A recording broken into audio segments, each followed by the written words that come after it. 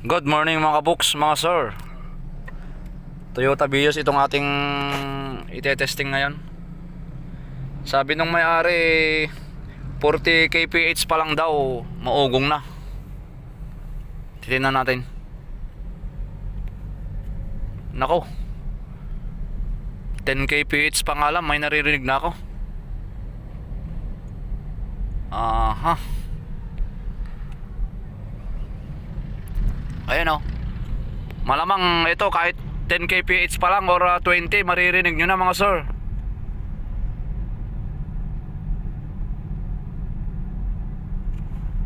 Ayan, para tayong nakasakay ng bangka.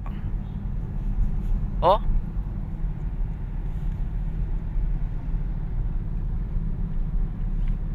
Aha, balik na tayo.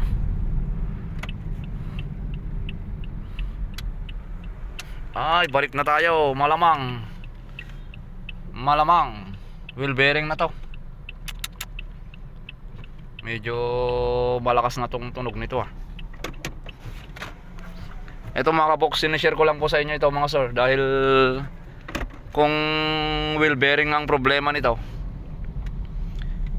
delikado to. Dito sa mga video natin, bibihira lang po ako magsabi na delikado. Kung ano lang yung totoo.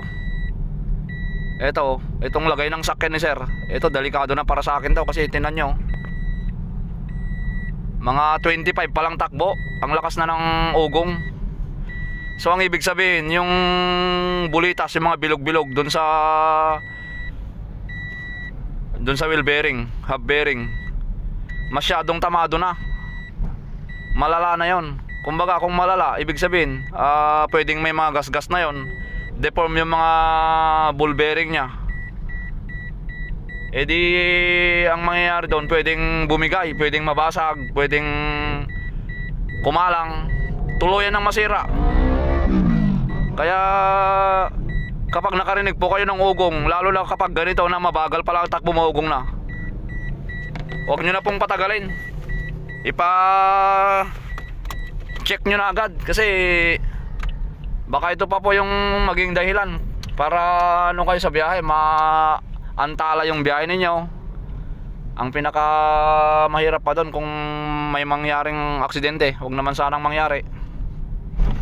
Yan o, 20, ano pa kaya kung i-30 natin to. Ayun ang lakas o. Aha, critical. Check natin.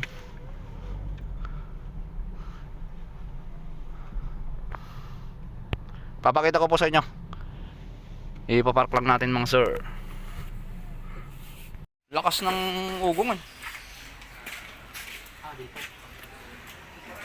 Sobra.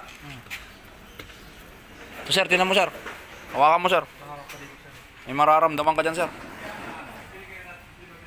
Ano sir? Nagpa-vlog mo. Oo sir, kasama ka na ngayon sa ano natin sir. Shoutout nga pala po sa inyo. Sama ka sa video natin ngayon dito sa sasakyan mo sir. Matagal na siguro ano to sir, umuugong. Medyo matagal na. Ha? Walang ABS. Awa? Meron? Meron ba? Oh. Superman, yan yung may kasamang ano? Ayan ko na. Pwede na tanggalin mo. Oo. Bibigyan ko muna sir na estimate. Oo. Parang manipis na rin yung brake pads ah. Tingnan mo nga rin yung brake pads. Oh, luwagan na natin yung gulong para makita. Uy, hindi narinig yung andar ng makina eh. Ugong ang naririnig mo dati sir.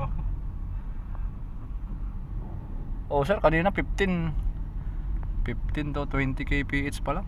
Parang sa arangkada pa nga lang, bumalik na ako eh. Sabi ko, dinig agad eh. Oo nga, naririnig na yung andar ng makina mo. Dati talo yung andar ng makina eh sir. Isa pa sir. Isa pa? Oo sir. O yan, narinig yung makina eh. Ayun, naririnig na daw ni sir yung andar ng makina. Kita nyo yun mga kabox, mga sir. Kanina masyadong malakas talaga yung ugong, kaya hindi na ako masyadong lumayo kanina. Normal na lang yung tunog ngayon. Tunog ng gulong niya ka makina, maririnig. Medyo malakas na yung lagay niya kanina, kaya kapag makarinig po kayo ng ugong, Kinakabahan ako pag lumalabas ang Oh, di ba? Kinakabahan nga daw si sir. Oh. Kabahan na kayo kapag gano'n, yung 15 kph to 20. Ay, sige, doon na lang sir. Wala na. Kaya Oo. 40 na yan eh. Oh, 40 na daw. Kaya tumutunog. Maraming salamat sir sa tiwala. Oo, salamat din. Yun. Buti nakita ka kita sa YouTube eh. Yun, isa na naman tayong naidagdag na customer dahil sa YouTube. Pumunta ako dyan eh. Kaya salamat talaga kay YouTube. Tsaka Facebook. Dito sir. Dito nang gagaling yung mga customer natin. Nakikita tayo. Maraming salamat din po sa lahat ng mga nagre-recommenda sa amin. Yung Thank you sir. siyempre, kapag nagtatrive ka, alam mo kung ano, kung nasan yung ano. Saan ka pa galing sir? Pasig. Oh, Pasig pa si sir. Pero Cagayan ako. Saan ka sa Cagayan sir? Ang really. Yung nga kasama natin doon sir ano, Isabela tsaka ano, Alakapan. Nakapan. Oh, yun. Yung gumagawa kanina. Ayan, wala na yung ano. Wala na yung parang naka-muffler eh. Yun nga sir. Naka-muffler tsaka parang bangka yung sumasabay sa'yo eh.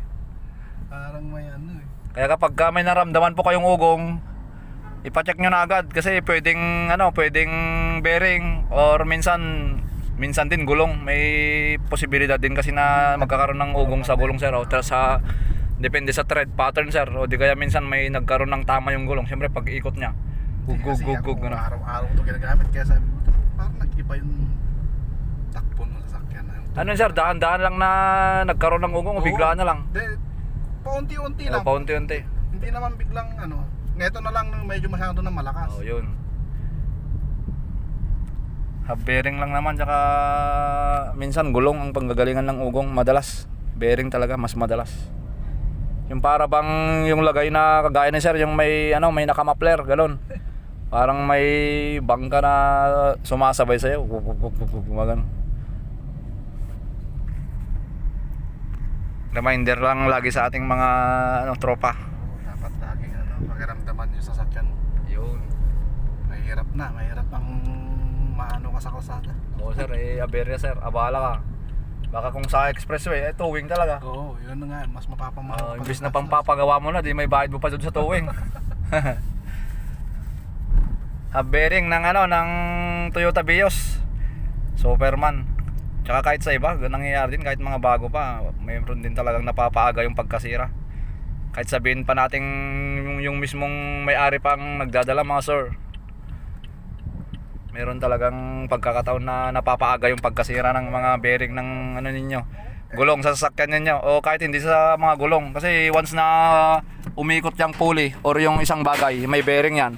Magtatrabaho na yung bearing yan. Thank you sir ah. Sir, thank you. Okay. Thank you sir, sige sir. Ipapakita ko lang po sa inyo yung bearing na tinanggal dito. Paikot na para marinig lang yung Yan, dito mo ikotin. Pag ganun, ikot. Yan. Yan oh. Pag ganun, pakanan na. Yan. Ayan oh. Yan yung problema niya. Pero kapag umiikot na yung gulong sa kalsada, mas mabilis na yan. Mas mabilis yung paglabas ng ingay niya. Yung kaskas na yan, bali magiging ugong na yan kapag nasa loob po kayo ng sakyan mga sir. Okay. Thank you. Peace.